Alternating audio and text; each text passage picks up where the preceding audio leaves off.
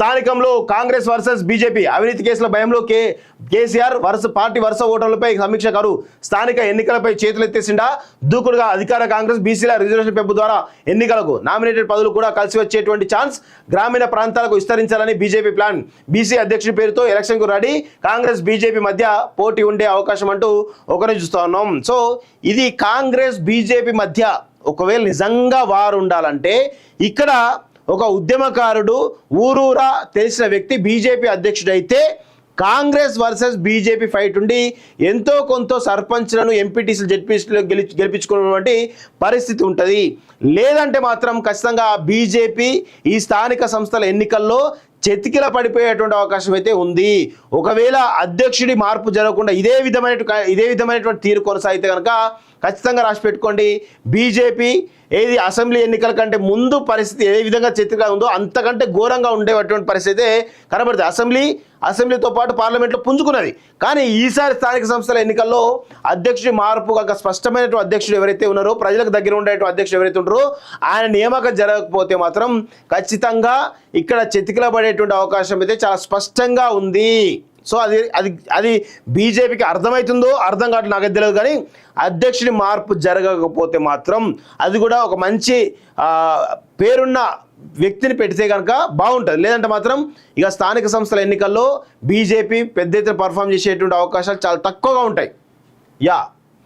మొన్నటిదాకా రాష్ట్రంలో ఏ ఎన్నికైనా హవా చూసినా బీఆర్ఎస్ పార్టీ ఇప్పుడు వరుస ఓటర్లతో డీలా పడ్డట్టు కనబడుతున్నది.